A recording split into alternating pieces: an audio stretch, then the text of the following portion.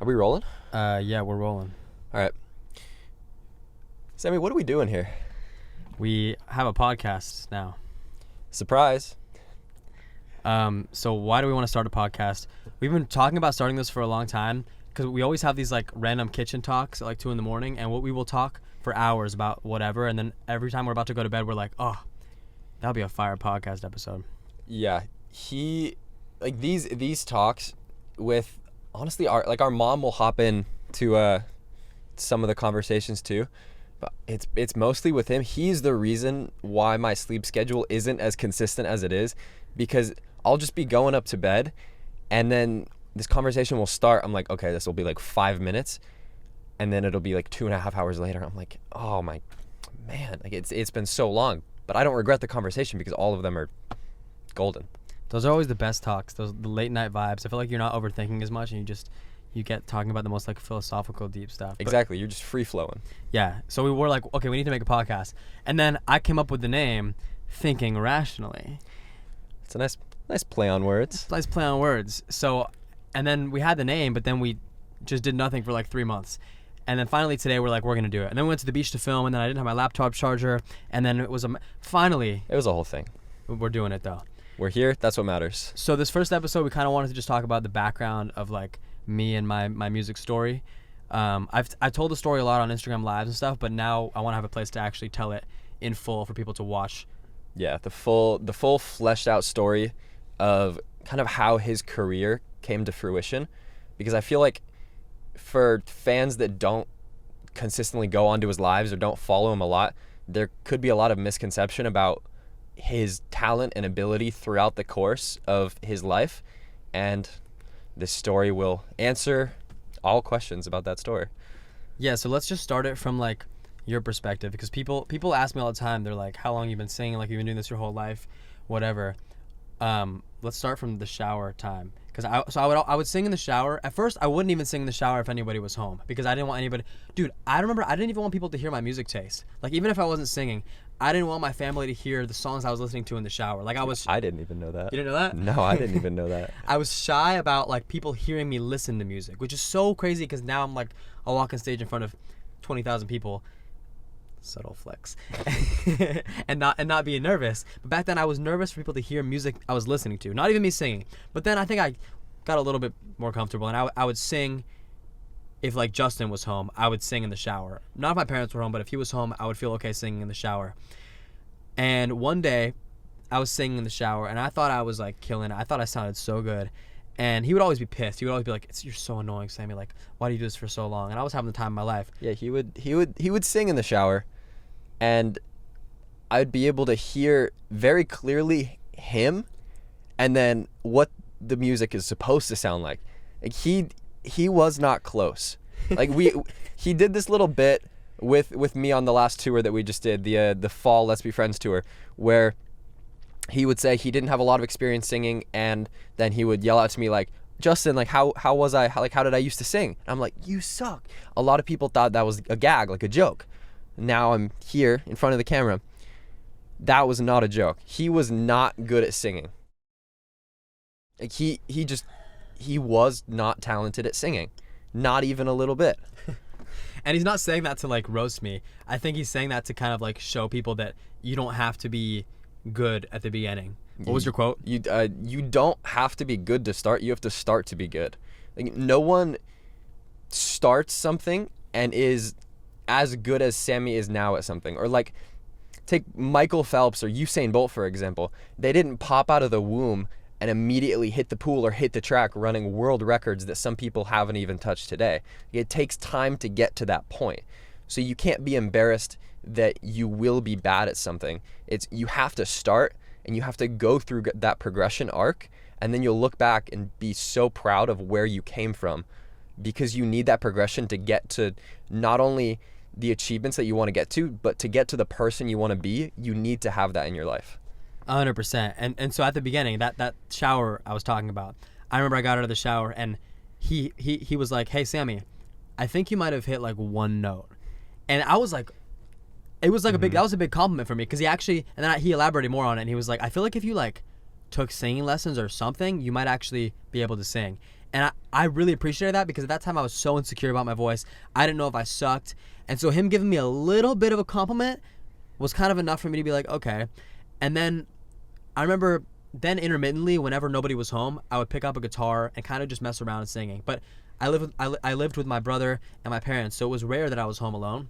Mm-hmm. It'd be like once every couple weeks maybe, and then I'd have like 30 minutes by myself to mess around. And if as soon as I heard that garage open, I'd put the guitar away. Like I didn't want anyone to know what I was doing because I was kind of like I was super shy about it.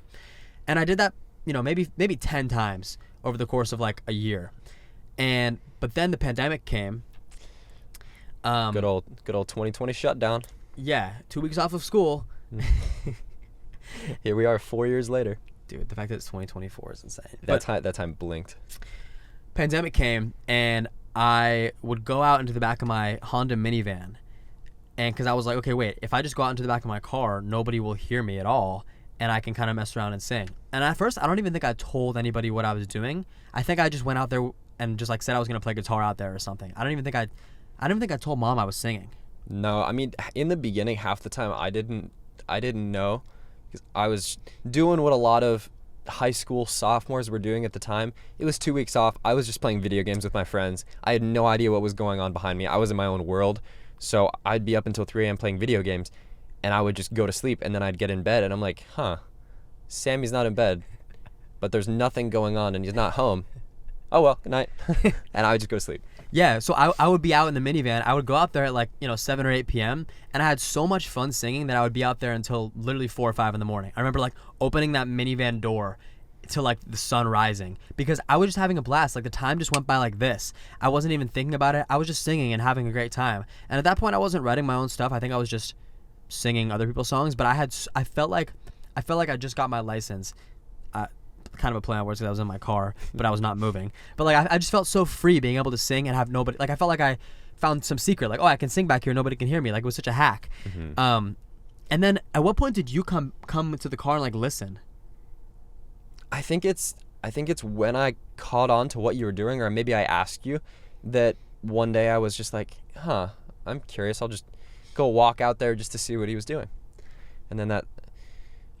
What did that turn into? I think you listened and you were like you tried to give me some feedback. Like I don't, were you complimentary at first, or were you just kind of like, you should try to do this? I don't know if I was complimentary. I think I was just kind of observing what was just observing you and your newfound element. I do remember though, it sounded like he couldn't really hit the tune properly. So I have no musical experience, but I remember the advice I gave him was, why don't you try singing a little bit louder? Like just try to open your throat more. And I feel like that kind of worked. Yeah, I think what it was is I was still a little bit insecure about it, and so I was kind of Mm-hmm. holding back a little bit too much. And when he told me to sing louder, it kind of got me to be a little less shy and open my throat a little bit more. Which again, neither of us have any like singing musical knowledge or anything. I've never had a singing lesson or anything like that in my life. No, we're not a musical family at all. No, so we used to not be. yeah, I guess now we really are. we used to not be. Now it's our entire life. But it was definitely just trial and error. And people ask me sometimes, like, how do you get better at singing? All I did for those months, and I guess now 4 years, was sing songs that I like to sing. I would go out there and I learned them on guitar, and I would just sing like my favorite Jeremy Zucker, Black Bear, Lauv songs, to just sing them because I just had so much fun singing them. And I would just do that. And I remember the conception of me making my own song was, I thought that if I brought my laptop out, I had GarageBand, and I thought, okay, GarageBand has auto-tune. I thought if I bring my laptop out and I record myself with auto-tune, I'm going to sound like Justin Bieber. And at that point, I'd only been singing for like a couple weeks, but I was like, wait, I'm okay right now. If I just put auto-tune on, I'm going to sound insane. And I tried that, and I sounded worse with the auto-tune. And that's when I was like, shoot, okay, maybe auto-tune doesn't do as much as I thought it did. But then once I had the laptop out there in GarageBand, I was like, okay, I can kind of try to make my own stuff. But I had no idea what I was doing. And I remember I tried to make a song, but I didn't know what a metronome was. And oh my, this was one of the biggest headaches I've ever had in my life. I didn't know what a metronome was, so I was recording this guitar with no timing. It was all over the place. And then I was singing over it, and then I was like putting drums, but the drums were totally off beat. And I played a song for Justin, and I was like, how do you like it? What do you think? I'm like, bro, it's off. It's off. And he's like, no, like it's on. The guitar's on the beat. It's everything. I'm like, Sammy, close your eyes, listen to it. And he's like, no, like it's on. And the snaps, it was so clear in my brain that the snaps were off because you could hear it. It was a hear thing. It wasn't like you need to be super musically gifted in order to hear the difference between this and that. It's a rhythm thing, and it's just off. It doesn't sound pleasant to the ears. So that was his reaction to my first song. But I needed that. I remember eventually I was like, okay, let me see what this whole metronome thing is about. Like, I don't know what that, I don't Then I realized, I watched some YouTube videos and realized that's the basis to all music, is you need to have a beat. And so then I figured that out. I kept messing around in the car, and I just kept making songs. And then I remember we went on a trip to Colorado. We drove there because you couldn't go anywhere else. And we went there, and I made a song there called Going Home, which is actually on Spotify if you want to listen to it. But that song was the first song that I made that like really sounded like a song. Like it sounded like a legit song, and there wasn't any like glaring flaws. You know what I mean? Yeah. It was just, I mean, just like you phrased it, it was a song. It had, it had a chorus 1, chorus 2, each of the verses, a little bridge, and then the third chorus to close things out. It was formatted like a song. It wasn't anything special, but hey, it was a song. It's what it was. But you know what? Remember when I sent it to this mixing guy, and he responded and he gave me a lot of compliments, and that boosted my confidence a ton. Yeah, Remember that guy was super, super nice. I sent it to him because I wanted him to mix it for me because I didn't know what mixing was, and he sent me a voice memo, and he was like, dude, love the tone of your voice, love the flow, and just that little boost of confidence from somebody like in the music industry gave me so much faith. Like, even though it was so little, like, if you kind of notice like a theme here, like Justin giving me a little bit of confidence at the beginning, boosted me up.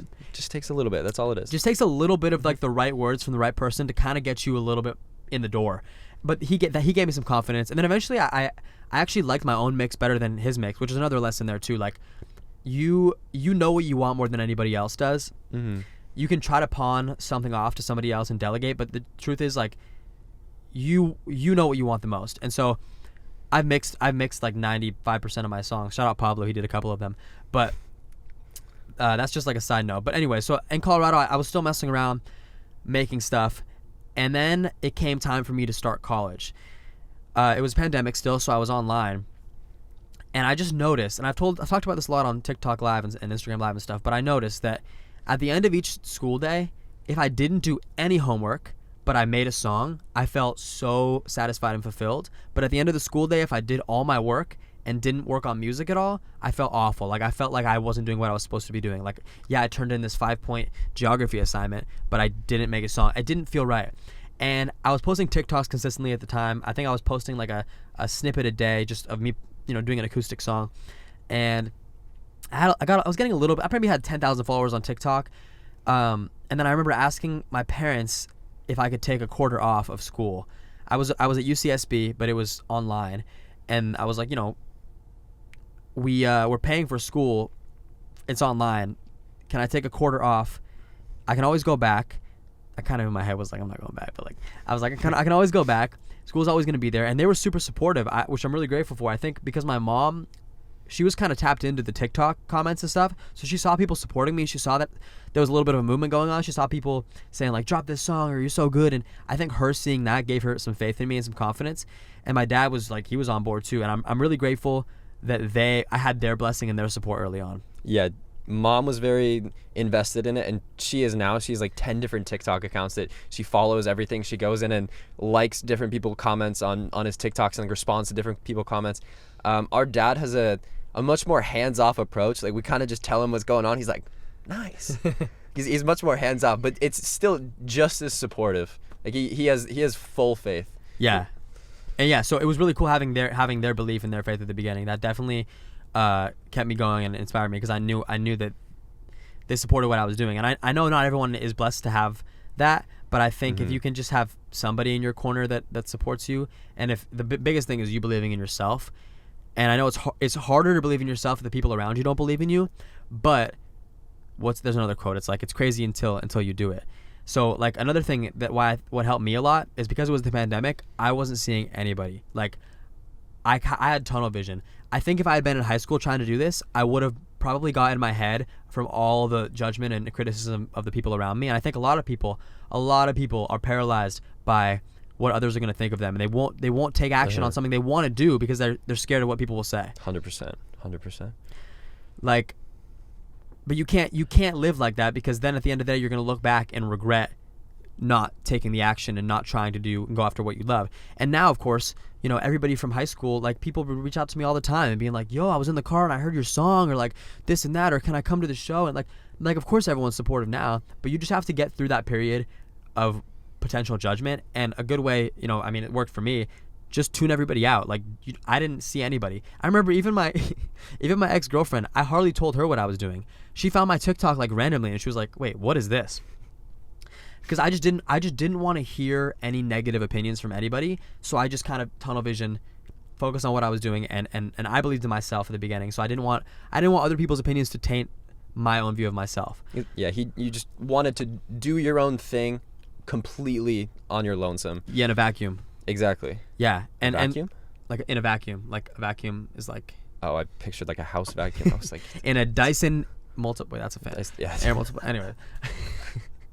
So he wants to be in his own space, wants to be in his own zone. Yeah. And so I kept doing that, and I so December came. It was time for the spring or winter or whatever quarter. I don't really know how college works. I was hardly there. I think winter. I think UC goes on winter. Yeah, it was time for the winter quarter, and it was time for me to just have time to focus 100% on music. And I was so happy. I remember the last day of college for me, I went for a walk and I was listening to the songs I was making at the time, and I was just like feeling so free and so happy to know I wasn't going back. And at that point, again, I had 15,000 TikTok followers maybe. But I had the faith. I kind of just knew. I had a feeling that I was not going to go back, and that I knew it was going to work out. And so I was posting TikToks every day, like just acoustic stuff, me and the guitar. And then I had one video like blow up more than any other video. It was a song called FaceTime, and that was kind of my sign. I was like, this is going to be my first song. Like, here I go. I'm going to drop this one. It took me like a month to get it right. Like, I remember tweaking every detail. And I also remember when I went to post on Instagram. At this point, I hadn't posted anything on Instagram about music at all because I didn't want people from high school to judge, like I was saying before. Mm-hmm. And that's actually why I started on TikTok. I wanted to get strangers' opinions of my music without people that I knew seeing it. I was terrified of people that I knew seeing it and be like, "What's Sammy doing? What do you think you can sing?" I didn't want to hear any of that. Mm-hmm. So I posted on TikTok, and so I got some validation from strangers. And which you know is scary because it's strangers, so they're not going to hold back. Like, they might be like, "You suck" or whatever. Luckily, I didn't get much of that. I got a lot of positivity, and that kept me going. But I remember when I posted FaceTime, when I said, you know, my first song ever is coming out next week, FaceTime. I posted that on Instagram. I was so nervous. I was like, I posted it, I threw my phone, and I went for a 2-hour walk because I didn't want to see what people would say. And at that point, I should have had faith because that TikTok had gotten like, I don't know how many views did that get, like a couple 100,000 views or something. Yeah, I remember it had like 70 or 80,000 likes. Yeah, but I was still, I think 120,000 likes. I think it was that. I remember it has like 120 points or something. I don't know. Something Anyways, like that. Enough to give me confidence in it. But I'm saying this to say, like, even at that point, I was still worried about the opinions of others because it was still new and fresh. But I didn't let it stop me. I just posted it, went for a walk, and luckily when I got back, people were super supportive. It was really cool to see. Who knows? Maybe people spoke negatively behind my back, but I'm not worried about that. Exactly. You can't hear the voices behind your back. You can only see what people say. You can only hear the things that are in your own world. And to further exemplify how much he cared about getting this song right, I think it was the day that he was going to post, maybe the day before, or maybe a few days before, whatever it was.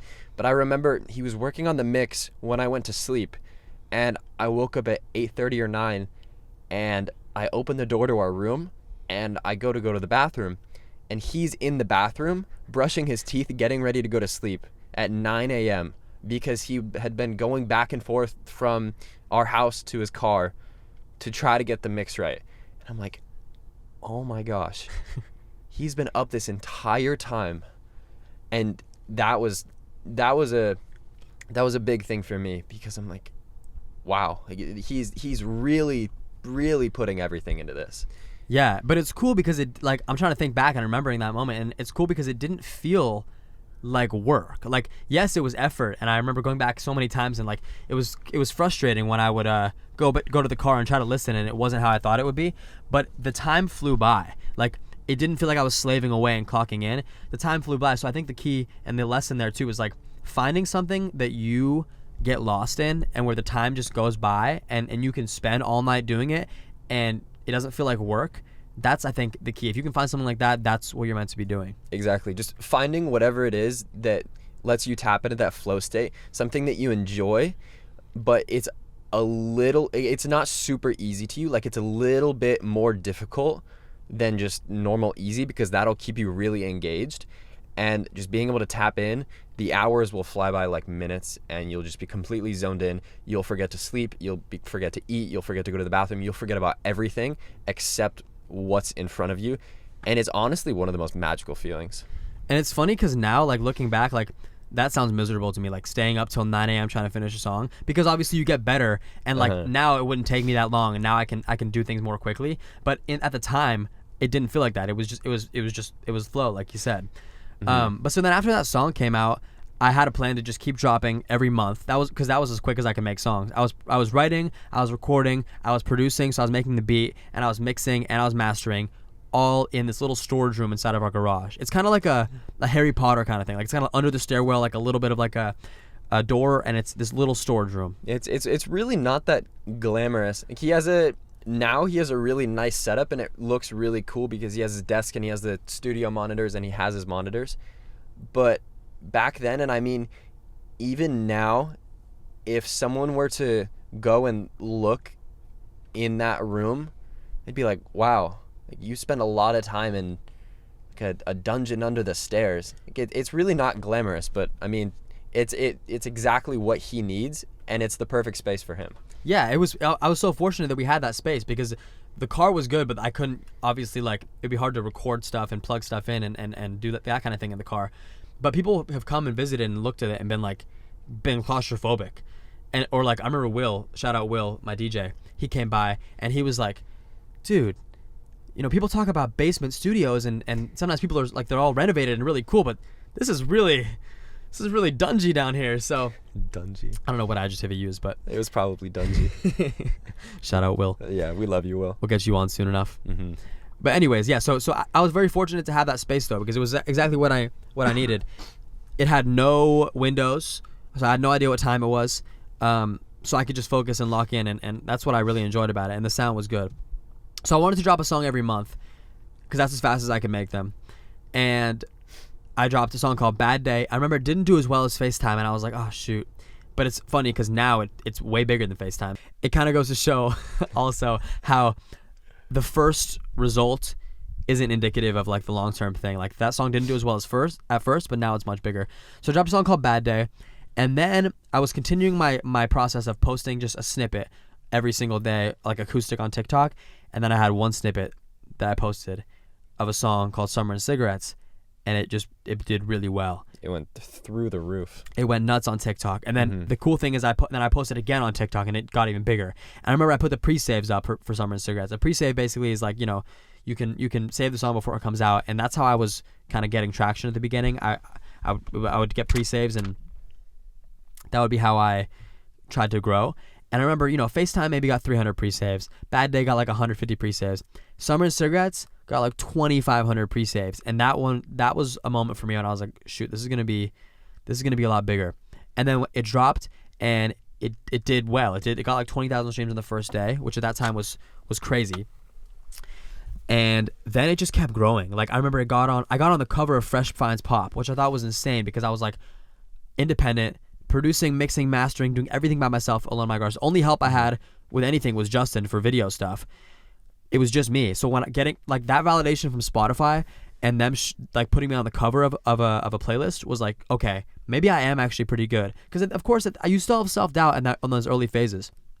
Mm-hmm. But that song did well. But I think people get the misconception that song came out and I was just set. Like, I made it. Like, Summer and Cigarettes was his big moment, because Summer and Cigarettes is still my biggest song streaming wise on Spotify. So people probably think like that song came out and I was just like coasting, but that wasn't the case at all. Like, at that point I wasn't that big when Summer and Cigarettes.